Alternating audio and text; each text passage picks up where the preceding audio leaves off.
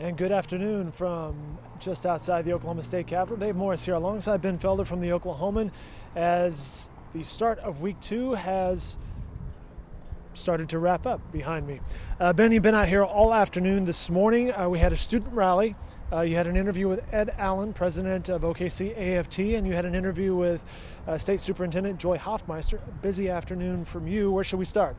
Well, let's start with the weather. It's probably the nicest day that we've had so far. It's probably also the largest crowd we have so far.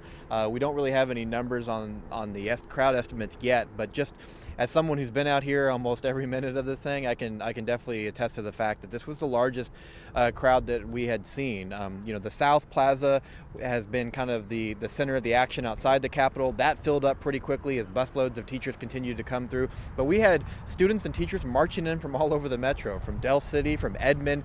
3,000 students from Edmond were marching in. The north lawn of the Capitol was the fullest that I've seen it. Teachers continued to walk around the building, and at one point, I think the Highway Patrol was kind of struggling to keep people off the roads. Traffic around the complex here slowed down and stopped many times as just the crowd got so big. So the second week of this walkout has started with a bang as teachers returned in full force to advocate for an increase in education funding.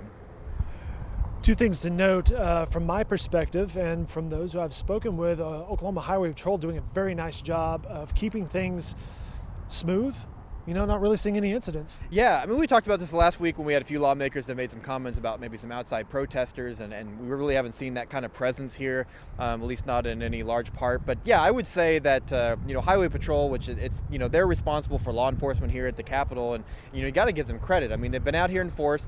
I've seen lots of moments where they've exercised extreme patience, and I think that for the most part, teachers and advocates who have been here, have been on good behavior as well. It's been peaceful. It's been intense at times, but it has been peaceful. And I even saw teachers today taking pictures with some highway patrolmen. Teachers and law enforcement and they're public servants, right? And so I think they have a little bit of a connection there. But yeah, a lot of law enforcement presence continued to be out here. Like I said, what appeared to be maybe the largest gathering we've seen so far. So we had good weather. We had Ted's Escondido providing tacos to the people. That never hurts anything. As I mentioned, you spoke with Ed Allen, president of Oklahoma City's AFT. He says the public support is still behind them.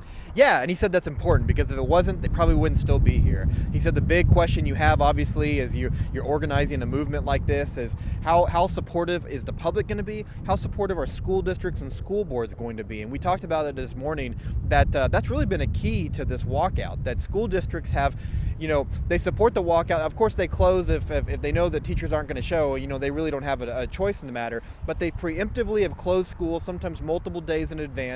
School boards have passed resolutions in support of teachers. And that's important because it's given teachers kind of the flexibility and the freedom to be able to come out here, not have to worry about their jobs, not have to worry about their pay.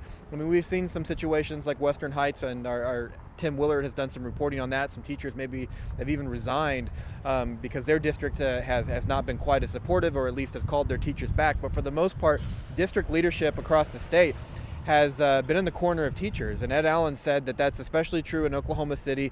And he said, the big question you have once it starts is that support going to die down? Is the energy going to die down? He said the energy remains strong, if not stronger. And district leadership remains firmly in their camp. And that's what's allowed this walkout to enter now the second week. Before we get into your conversation with State Superintendent Joy Hoffmeister, two things. Oklahoma City Public Schools are out tomorrow. And can you catch us up to speed on testing? Yeah, and that's what I talked to Superintendent Hoffmeister about. So we are nice right now, segue, Ben. Yeah, we are right now in that testing window. So April, this is the time when students across the state are taking those state-mandated tests. It's important for a variety of reasons. It's kind of the primary way that we track student performance. There's state and federal funding that's tied with complying with those tests.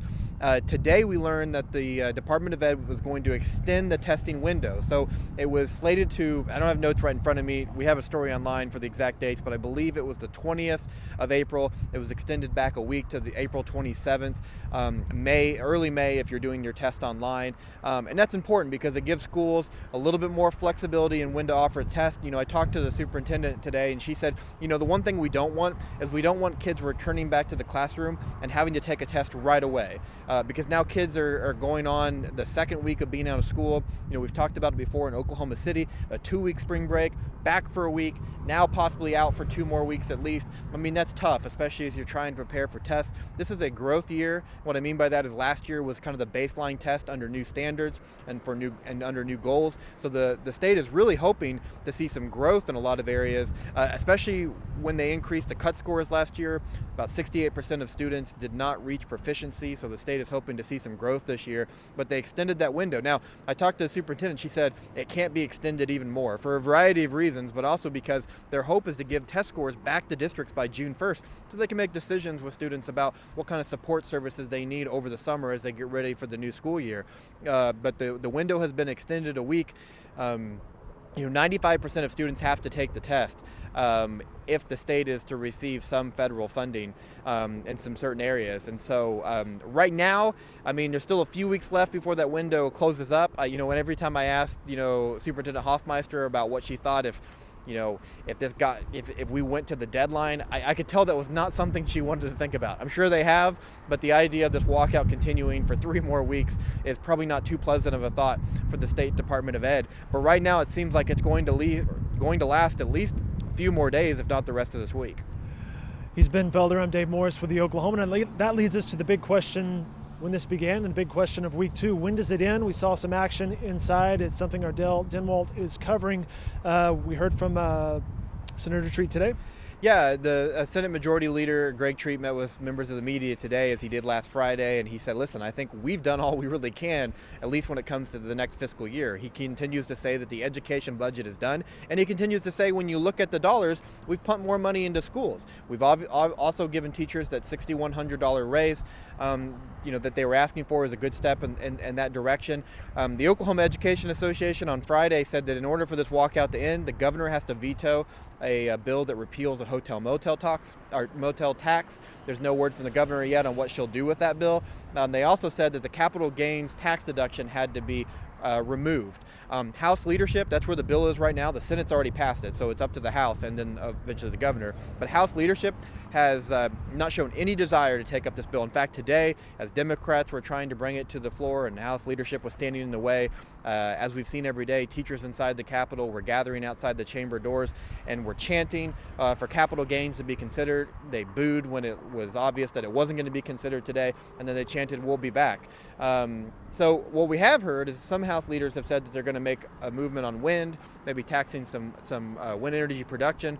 What that means is you're going to see intense debate in the legislature. You're going to see special interest groups lobby really hard. The wind lobby is pretty powerful here, and that's going to take some time before we see a bill make it out of committee and then to a vote. So you're talking at least a few days, if not to the end of the week, before we see some movement on that. The OEA set those 2 demands. I talked to lots of teachers and parents today who said, it's not about a specific bill for us. We just want to see revenue-raising measures passed, and we're open to whatever that looks like. Later on tonight, Capitol Hill High School Field House will be open. Oklahoma City Public Schools announced that over the weekend for those, I believe, who have traveled more than 60 miles, giving them a place to stay tonight. Yeah, so the district said, hey, we know a gym floor isn't the most comfortable place in the world to sleep, but it's a place. And once again, it goes to show that school district leadership is not only supporting their own teachers, but teachers across the state. There's also a cookout that's happening tonight at 6 p.m.